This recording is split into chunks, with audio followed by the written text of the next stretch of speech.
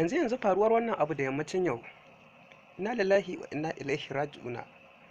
Ya jama'a yan uwa musulmai, dukkan mai rai mamaci ne. Yanzu da yammacin yau faruwar wannan abu ya kiɗa ma duniya baki ɗaya da masana'antar Kannywood ta shirya fina-finai. Faruwar wannan abu, to masu sauraron ku biyo mu har ƙarshen wannan bidiyo. Assalamu alaikum wa rahmatullahi ta'ala wa barakatuhu. Barkamu da warhaka, barkamu da wannan lokaci, barkamu da kasancewa tare da ku a cikin wannan sabon shirin namu. Dan so idan yau ne farkon zuwanka a cikin wannan sha ta mai albarka mai farin jini har kullum a koda yake, ka daure ka dangula mana alamar subscribe da alamar ƙaro sanarwa, ta haka ne kadai zarar mun ɗora sababbin shirye-shiryen za su zo mu kai tsaye da zarar mun ɗora. Muna godiya sosai, muna jin daɗi yadda kuke bibiyar mu sau da kafa akan wannan sha ta mai albarka mai farin jini har kullum a koda yake. To masu sauraron mu, wannan wani babban al'amari ne da ya faru yanzu a yammacin yau, ya kiɗa ma duniya baki da masana'antar shirya fina-finai ta Kannywood. Faruwar wannan abu, To masu sauraron mu, kamar yadda wannan fitacce naku shahararre wanda ba kowa ba face jarumin fim ɗin Izzat, wanda ba kowa face Lawan Ahmad, inda ya fito yayi wani bayani akan faruwar irin wannan abin da yake faruwa a social media baki ɗaya, inda zaka ga ana yaɗa hotuna kamar yadda dai kuke gani misali akan wannan bidiyo da muke kai. Za ku ga ainihin yadda aka yi rubutun da yadda aka ɗora hoton.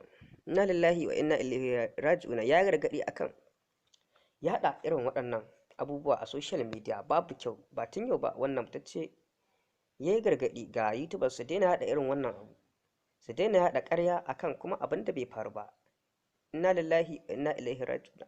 Sakamakon kamar irin haka, mutum yana can gidan shi lami lafiya kwance, ko a yi mai shaidi ko a da mai shaidi ko a ce ya mutu, to a bisani kuma abin ba haka bane. Idan ba za ku manta masu sauraron a koda yaushe a kullum akan social media baki ɗaya akan abubuwan da suke faruwa kenan. Inna lillahi wa inna ilaihi raji'una. Mu dai abin da zamu ce a wannan tasha ta mai albarka, sai dai mu ce Allah ya kyauta, Allah ya kiyaye gaba. Inna lillahi wa inna ilaihi raji'una. Ya jama'a wa musulmai, mu daina irin yaɗa waɗannan, dan ba abu bane mai kyau. To masu sauraron, fitacce shahararre na kuma farin jini face kowa ba face Lawan Ahmad, fitacce naku inda yake jama mutane kunnuwa akan ya haɗa irin wannan abu. Ba tun yanzu ake yaɗa ba, an daɗe ana yaɗawa, inda yake jawa mutane kunnuwa akan da su daina yaɗa irin waɗannan hotuna da sauransu. To masu sauraron, mun dai ji kuma muna ji muna gani har kullum a koda yaushe, kamar yadda kuke gani a koda yaushe akan wannan tashoshi namu masu albarka, musamman ma wadda tasha ta mai suna Hausa Viral. Har kullum a koda yaushe tasha ta ku ce mai farin jini. To masu sauraron, mu dai abinda zamu ce sai dai mu ce Allah ya kyauta kuma Allah ya kiyaye gaba akan faruwar waɗannan abubuwa da suke faruwa a faɗin duniya ma baki ɗaya. Za a ce inna lillahi wa inna ilaihi raji'un. Ya Allah ka tsare mu, mu ƙara shirye da mu shirin addinin musulunci. Muna godiya sosai masu sauraron mu, haɗa a lokaci na gaba.